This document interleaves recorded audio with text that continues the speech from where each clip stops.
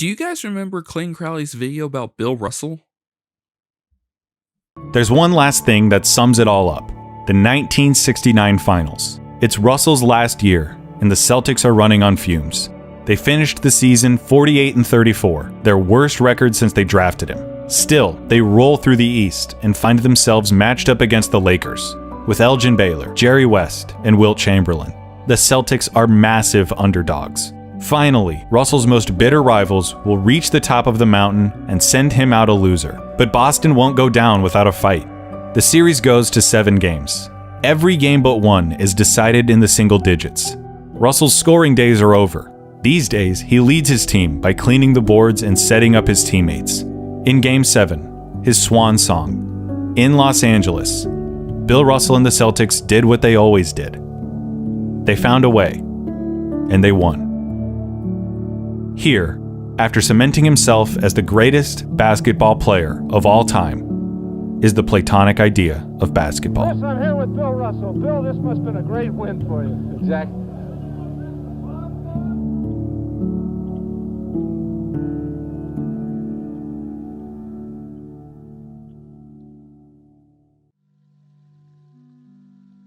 This came from his video series called Making the Case, in which he took 8 of the greatest basketball players of all time and made a case for why they should be considered the greatest basketball player of all time. But it's his video about Bill Russell, specifically that last part, that really sticks to me. And just that idea alone, Bill Russell, the Platonic idea of basketball. To me, that is such an interesting phrase to call someone, but in my opinion, that perfectly fits Russell. He's a team-first, defensive-minded, just win the game mentality kind of player. The only other person I could think of that fits that is Tim Duncan. But it also had me thinking, so if Bill Russell, in his simplest form, is the Platonic idea of basketball, then what's Wilt Chamberlain?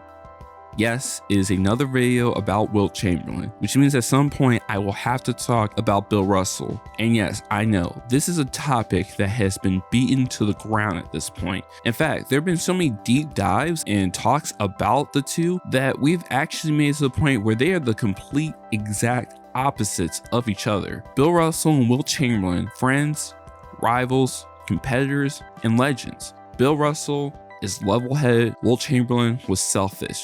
Bill Russell, defense first.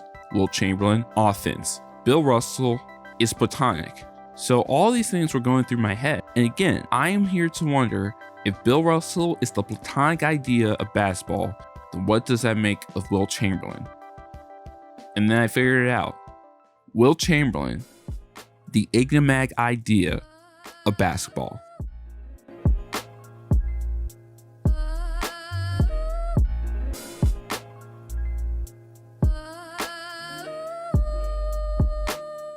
Your first question is probably, what makes Wilt Chamberlain an enigma? Why is he the enigmatic idea of basketball, in my opinion? And the answer to me is the fact that Wilt Chamberlain, the most offensive dominant player in NBA history, is exactly that. He's the most offensive dominant player in NBA history. And that's his crutch. That's the downfall of Wilt Chamberlain. There has never been a player in NBA history that his stats proved to be his weakness. He played in a weak era. He really wasn't a winner. He's not nearly as good as Bill Russell. These are all the excuses that get used when talking about Wilt Chamberlain. In fact, if you're talking about stats, then it means that you only like people who put up empty numbers and show great in the regular season, but can't show up in the playoffs and can't win the big game. This is so true of Wilt Chamberlain that it became his story.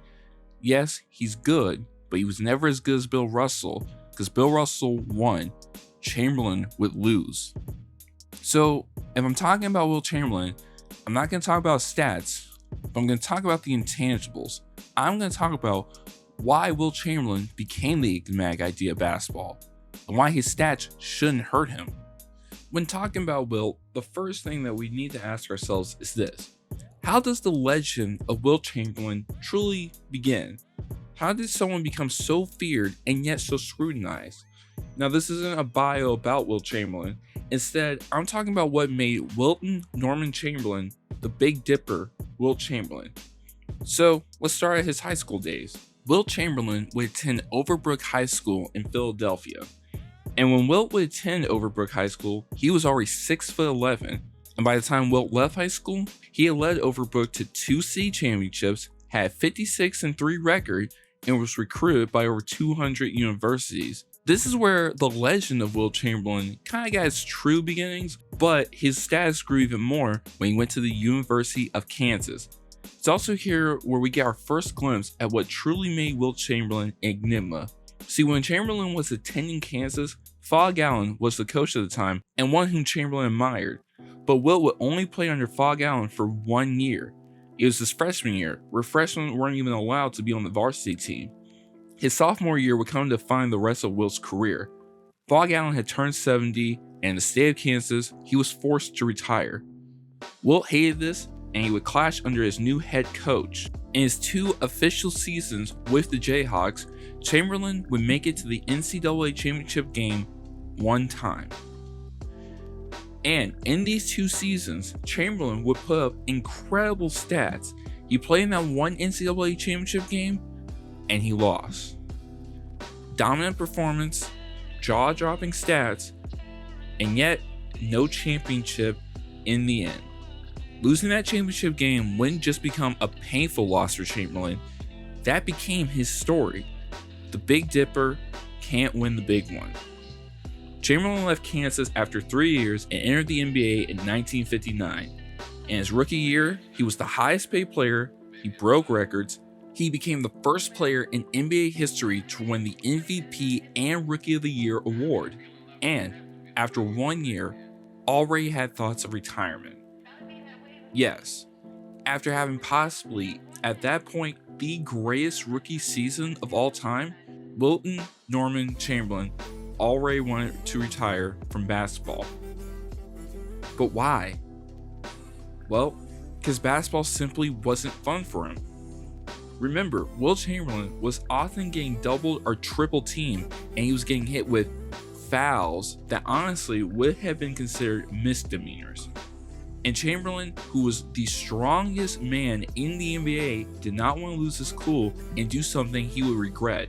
Remember, this is a man who was so strong, he not only broke a player's foot from a dunk, but he separated a man's shoulders from blocking a dunk.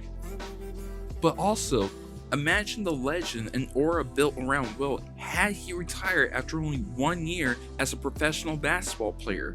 The what ifs, the lost moments. What would happen to basketball? What would the aura of basketball have been? I truly wonder what made basketball so hard for Wilt Chamberlain. Because he was the Big Dipper, the most unique unicorn in basketball history. He was Goliath. And no one cheers for Goliath. When you are so dominant that people rather see you fail, do you truly win? But Chamberlain would win. But by that I mean he was given more money to come back next year, and he would play the game of basketball up until 1973. Okay, so I've done a good job so far not talking about stats or going year by year on Wilt Chamberlain's career, because like I said, at the end of the day, this isn't a bio, more about just Wilt and how he became the enigmatic idea of basketball. But if this is also going to be talking about Bill Russell and how he's the platonic idea of basketball, and I can't avoid that topic, then there's no way I can avoid 1962.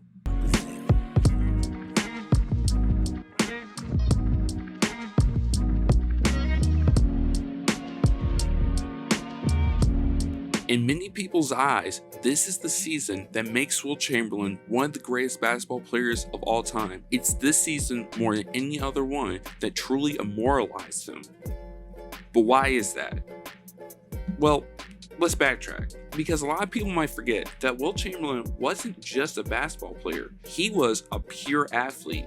See, before Wilt even attended Overbrook High School for basketball, he really wasn't interested in it as a kid. He thought the game was a game for sissies. But because he lived in Philadelphia and basketball is king, Wilt had to play it. But Wilt really loved track and field, and he decided to choose this not only through high school, but also through college. And had he decided to just go and do that and not basketball, he would have been regarded as probably one of the greatest track and field stars of all time. He ran the 100-yard dash in 10.9 seconds, he could triple jump over 50 feet, and if that wasn't enough, he won the high jump 3 years in a row while at Kansas. And let's not forget one more thing. Wilt Chamberlain had incredible stamina early in his career. He would rarely ever get tired. So then imagine that. What happens if you're given a 7-footer who is fast, athletic, physically dominant, and he has unrelenting stamina? Well, you play him in every game, for every second, and you give him the ball. And what you get out of that is 1962 Wilt Chamberlain. So let's look at the numbers. 50.4 points per game, 25.7 rebounds per game. Records: 4,029 points in a season. The only player in history to ever reach the 4,000 point mark. He played 48.5 minutes for the whole season. Yes, due to overtime games, will average more minutes than there are in a basketball game. If he wasn't ejected for 8 minutes left to play in a game, he would have played every minute that year. This was the same year where Wilt Chamberlain would score 100 points in a single game. That game would be attended by 4,200 people in the small town of Hershey, Pennsylvania. It was against the New York Knicks, and because there was no major press to come out, there is no footage of the game that exists. To this day, it is still all audio. Rogers throws long to Chamberlain. He's got it. He's trying to get up. He shoots. No good. The rebound, Luckenbill. Back to Chamberlain. He shoots up. No good. In and out. The rebound, Luckenbill. Back to Ruckwick. Into Chamberlain. He made it. He made it. He made it. The fans are all over the court. The Warrior players are all over him. Fans are coming out of the stands. 46 seconds left. But the most impressive record that Wilt was set on that night was his free throws. Wilt would shoot 32 free throws, an NBA record, and the notoriously awful free throw shooter, Wilt Chamberlain, he would make 28 free throws, another NBA record. Wilt's 100-point game really showed and truly summarized his 1962 season in one word: immortality. Now, before I leave 62, I do want to mention one thing. Who won the MVP that year? Because in case you're wondering, it wasn't Wilt Chamberlain. Yes, after having quite possibly the most incredible season of all time, in a year where he did nothing that no one else could have done, he didn't win MVP. So who did? Well, 1962 was also the same year in which Oscar Robertson would go on to average a triple-double in a season. The first ever player to do so. Did he win? Nope. The person who won the 1962 MVP has scored 18.9 points per game and 23.6 rebounds per game. These were solid numbers, but they weren't the gaudy, godlike stats that Wilt had put up this season. But this player did help his team become the first one in NBA history to win 60 games in an NBA season. The team? The Boston Celtics. The player? Bill Russell. Russell beat Chamberlain, David beat Goliath, and no one cheers for Goliath. Now, it's time we talk about Wilt and Bill Russell. Like there was ever a choice in the matter. This is built off the idea of Russell versus Chamberlain, defense versus offense, team first versus superstar play, David versus Goliath, Platonic versus Enigmatic. But even it wasn't, besides Bird and Magic, there has never been a more perfect yin and yang pairing in basketball than these two. Chamberlain was destined to be great as soon as he was at Overbrook. Russell was almost cut his freshman year in high school. Wilt had over 200 universities wanting him. Russell only got one. Wilt had never won college or the pros to this point. Meanwhile, Russell had won high school, he had won Olympic gold, the college, and the pros. It also brings up the one point that people have used against Wilt for the rest of his career, that he wasn't a winner. And for many people, past and modern, bringing out Wilt's stats and mythic highlights means that you only care about one thing: stats. It becomes a disservice to think that Wilt could possibly be better than Russell when he didn't win like Bill did. Chamberlain got to the playoffs 13 times, the same amount that Russell would play in the NBA for his whole career.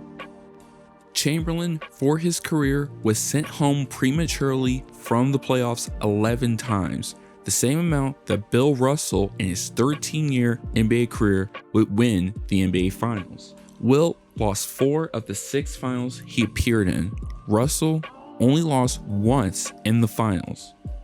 It wasn't just the way he lost, but it was also Wilt's demeanor as well. I already told you that he thought the game was for sissies when he was younger, but Wilt also had an interview with Sports Illustrated in which he criticized fellow teammates, players, coaches, and more. And that was something he had done more than once. And before Game 5 in the 66 playoffs, with the 76ers already down 3-1 to the vaunted Boston Celtics, Wilt Chamberlain skipped practice and couldn't be reached until game time, with the Sixers losing that game and the series. Russell, on the other hand, during any crucial game would always vomit, something that his teammates in the beginning used to be disgusted by, but took it as a good sign to know that they would win the game. And that's the difference between Wilt and Bill. Bill Russell still, after all the championships that he had won, after all the success he had in his career, he would still get sick before a big game. Meanwhile, Wilt couldn't even be reached. So to say that Wilt Chamberlain had an ego and could be unprofessional is not an outlandish statement. That is just a fact. But one more thing to really compare Russell and Chamberlain is their matchups and their Game 7 records. They would meet 8 times in the playoffs, with Russell winning 7 of those matchups. In Game 7, the most important game, the one that can truly immortalize you and say when the game is on the line, you prove that you are the best. Wilt would play in 9. Russell played in 10. Wilt lost 5. Russell never lost. Also, just look at the MVPs. Wilt has 4, Russell has 5. And the Finals MVP, an award that didn't even exist when Bill Russell was playing, has been renamed the Bill Russell Finals MVP Award. And that is because of one thing: Bill Russell is still considered the ultimate winner.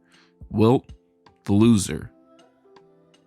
So, if you put a player who has lost more than he has won, one that has criticized and shown that he can be a controversial character, and all he has to show for it is stats, this is how the loser label gets plastered onto a player. Because let's be honest, how can you be the best when you lost more than you won? How are you the most dominant with no real success? How can you be the greatest and you don't have the hardware? Wilt and Bill met in the finals only twice in their careers. You already know how this goes. Russell won both. Wilt never did. Because Russell beat Chamberlain. David beat Goliath. And no one cheers for Goliath.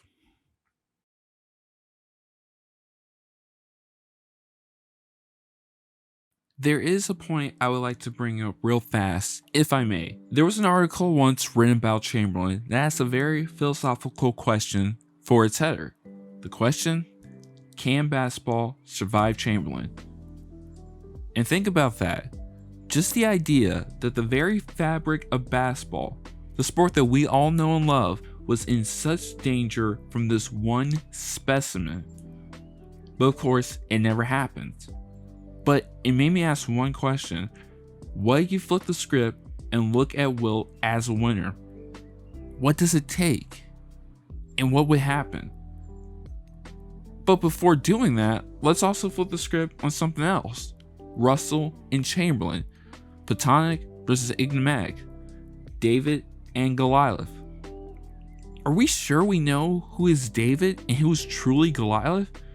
Don't get me wrong, Wilt Chamberlain is still to this day probably the most dominant basketball player that has ever existed, but he rarely had great players on his teams. And by that, I mean he got players either early in their careers or later on in their careers.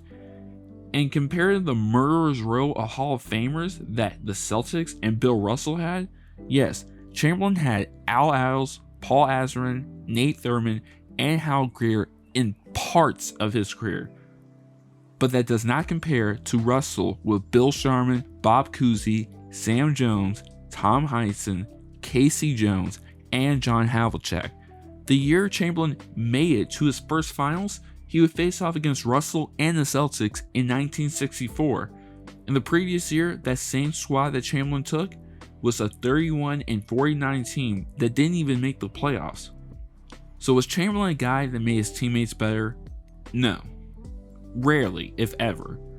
But was Chamberlain the kind of player that could make a team that really shouldn't even make it into the playoffs finals contenders? That is a resounding yes. And the other thing I believe that gets forgotten in this is coaching. It is truly one of the toughest and sometimes one of the most thankless jobs in sports, but it can't be underestimated how important coaching really is, because it's your responsibility to gain the trust and admiration of your players and to be able to turn them into winners. And Wilt rarely had that in his career. When Wilt was at Kansas and got to the NCAA championship game, it wasn't with Phog Allen, it was with his replacement Dick Harp, and Wilt butted heads with him and they lost the game. And in many of Wilt's playoff runs, he dealt with coaches that he simply never had the chemistry with, and they couldn't help get Wilt over the hump and win it all. Had an Amari Stoudemire with him and a Popovich.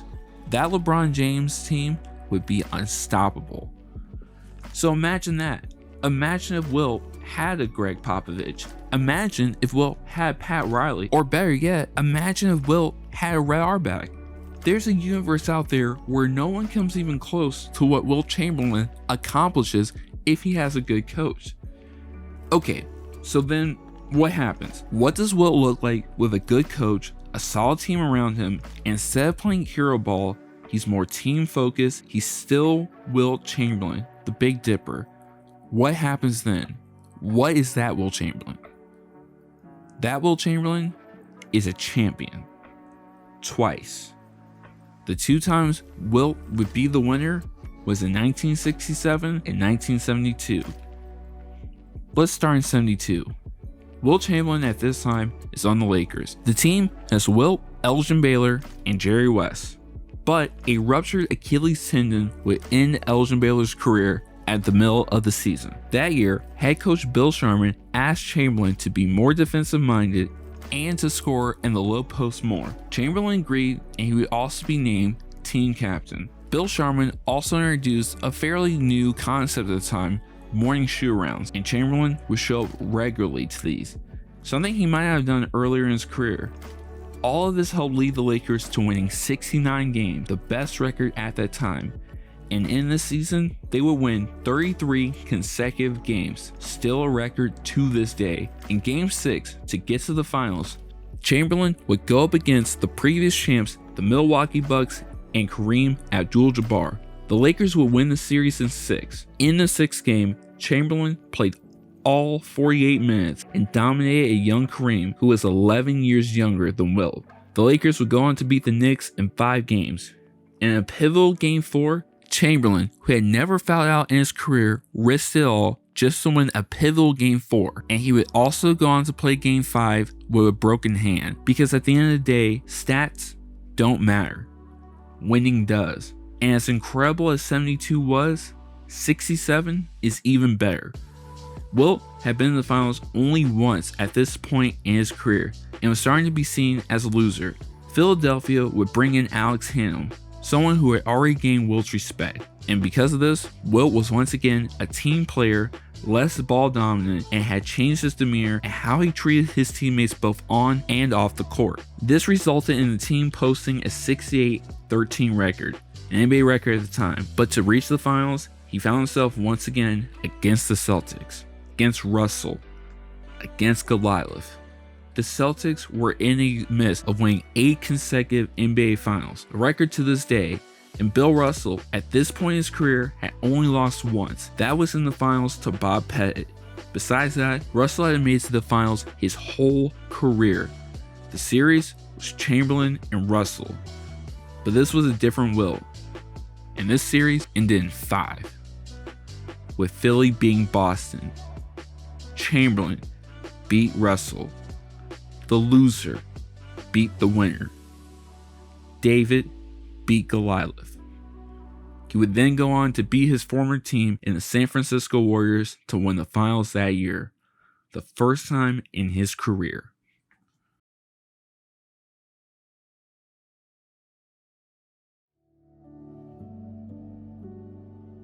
What is an enigma? It is defined as mysterious or puzzling. And a lot of times we use this to describe people.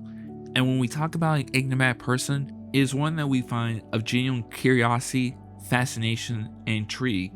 And a lot of times we ourselves make up the lore for them that becomes bigger and bigger. More than any other player, Wilt Chamberlain unlocked the enigmatic idea. Look at Bill and Wilt's retirement. When Russell retired, you knew that there was simply nothing left. He had given you everything he had and then some. He had emptied out the whole tank and he left as a champion. When it came to Wilt, you just never thought that that would happen. You almost assumed that Wilt could play the game forever. You almost forgot about one thing, that at the end of the day, he's a human. Think of enigma in another way. A story. We've all seen or heard one, but there's so many different variations in a story from even genres. From historical to fantasy, fiction, and sci-fi. But it's also the themes and the characters in those themes that we find that we look back in ourselves in these stories. And with the enigmatic idea, we find that. We find it in heartbreak, myth, tales, feats, and triumph. If the word to describe Russell is dynasty, then the word for Chamberlain, immortality. He didn't conquer, dominate, or even rule basketball. He revolutionized it. He created an aura in which the game of basketball felt unique and special. It was just something that couldn't be played by just anyone. It had to be truly the greatest out there playing the game. He helped build the mythology that exists in basketball to this very day.